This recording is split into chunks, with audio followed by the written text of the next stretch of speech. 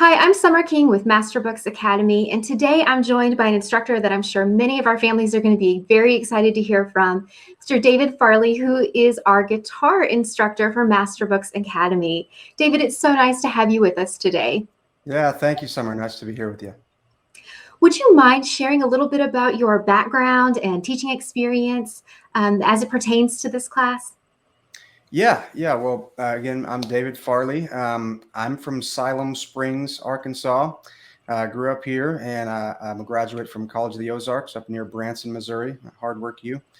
Um, so I've been married for about 12 years. My wife Jessica. We have a beautiful daughter named Temple. And I've been playing guitar for a long time, for probably over 25 years. And for 20 of those years, I've been teaching guitar. I currently teach at John Brown University here in Siloam, and I've partnered here with Masterbooks to bring these online lessons to you guys. We also have one that's coming up that we'll talk about shortly that I know our customers will be very excited about as well.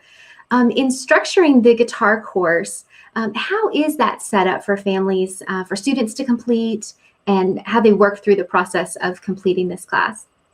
Yeah, well, I set it up in a way that the biggest thing with learning an instrument is practice, right? I mean, we can keep teaching content, and I can keep the students moving forward, but really nothing's going to happen without practice. And so the way that we've set it up is I've got 9 core lessons.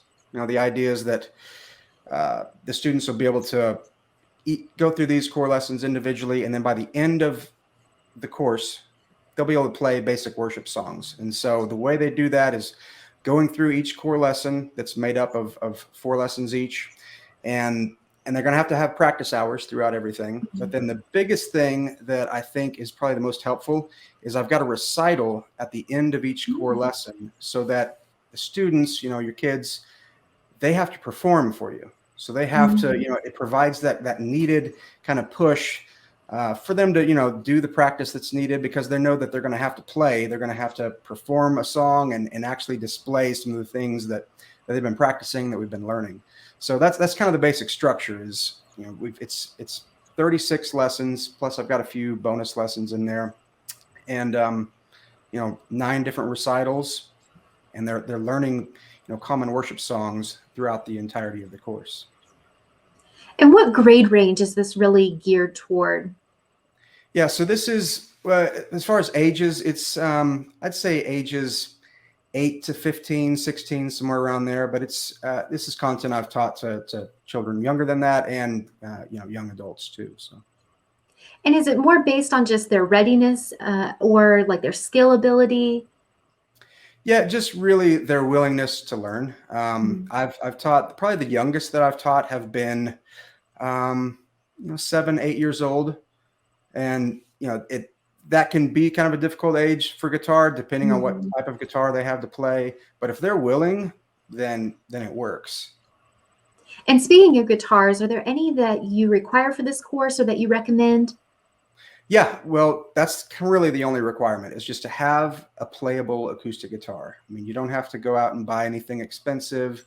I learned at church back when I was 14, and I learned on my mom's old, cheap, like acoustic guitar that she had back in the 70s. And I did not like it because it was not cool, but I learned how to play, and it was, paid off. So as long as you've got a guitar that you can play, things will be great. Great. What can students expect kind of from the daily setup or the weekly setup in this class? Yeah, so the setup is you get basically 2 lessons a week. That's kind of a good cadence. And so I imagine students sitting down at the beginning of the week and watching the first lesson, which is going to be about 20 minutes or so, give or take. And then, I clearly describe exactly what they need to practice, how they need to practice, and how long they need to practice. And so they'll spend the next couple of days or so practicing, and then of course referring back to the video, because you can refer to it as many times as you need to.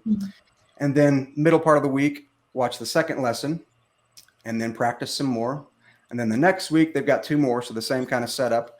And then at the end of every 2 weeks is when they have to do their performance, their recital. So, and I make that really kind of special too, because I want them to perform for their parents. I want them to walk in upright and, treat it like an important, a recital.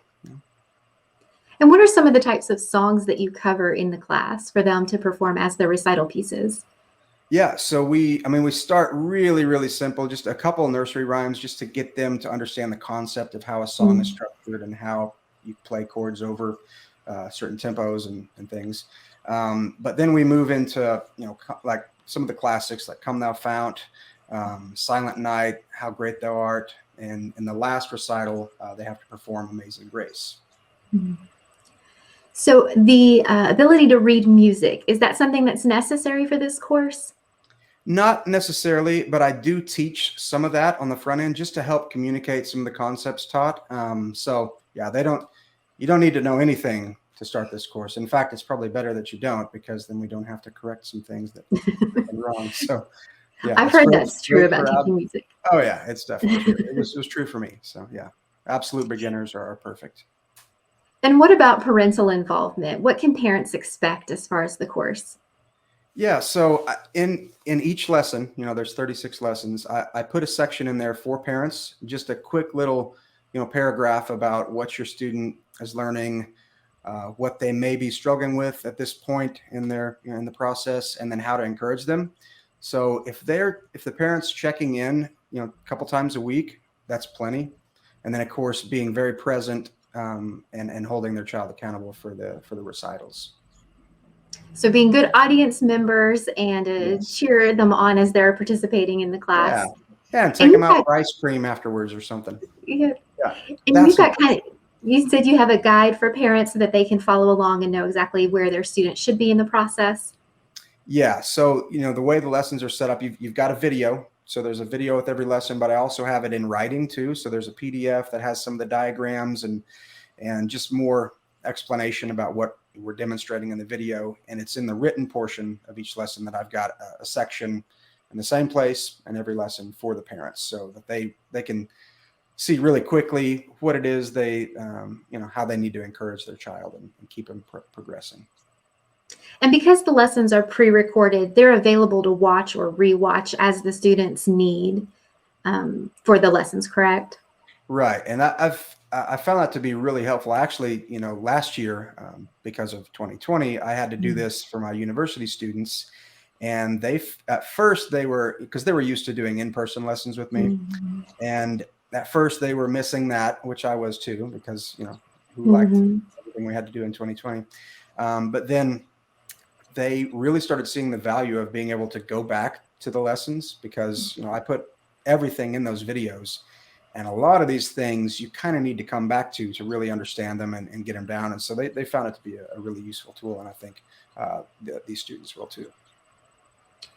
Well, and one of the hallmarks of masterbooks is that integration of biblical worldview. So could you talk a little bit about how you've incorporated that into the lessons? Yeah, well, I didn't mention this in the About Me part, but I'm also a worship leader, and I've been a worship pastor for over 7 years. And so, to me, music is very powerful, very meaningful. It's a tool that we've been given. And my passion is to teach younger generations, how to worship, how to play these instruments, and how to do it with skill and with understanding. Because when I was growing up in the church, I learned how to play in church.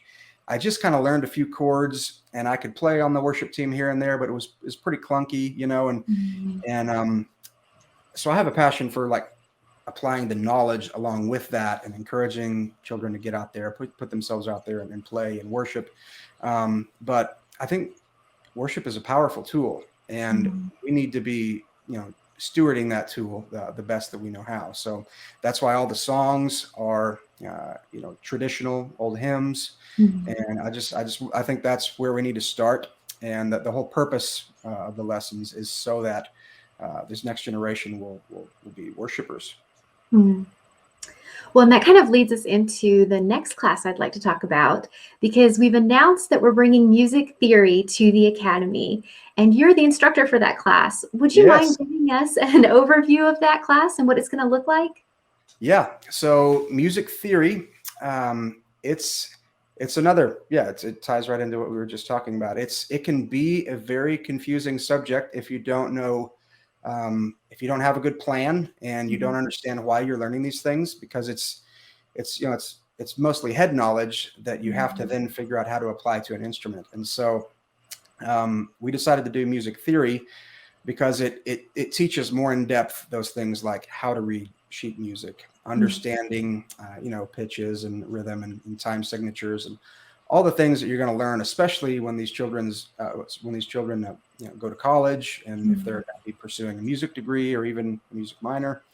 But yeah, music theory, I cover all of the basics without going too deep, where you just are really struggling. We focus everything around pitch, melody, rhythm, and time, tempo in music. And it's an excellent course. It's something I wish I would have learned back when I Mhm. was 14, just starting, because it would have made everything else so much simpler.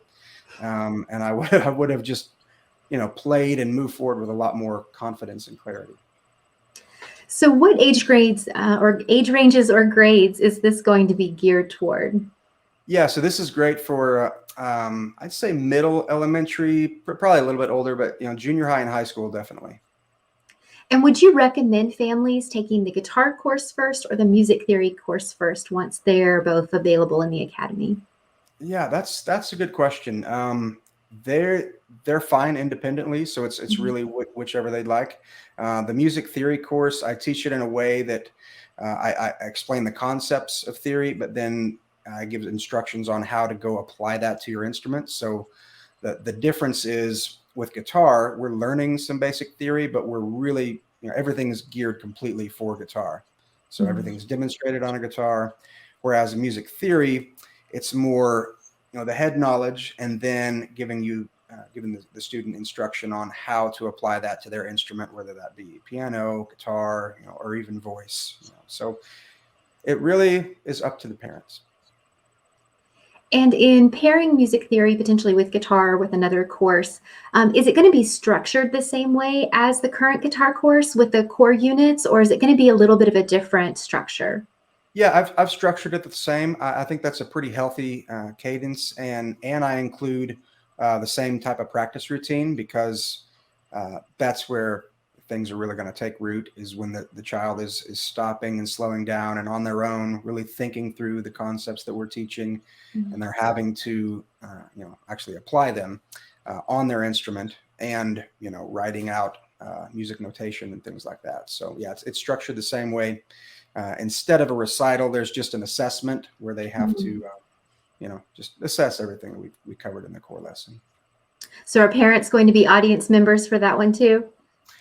I haven't figured out exactly how to do that, but I do have a little bit in there. But because I think there's something to the parents being an audience Mhm.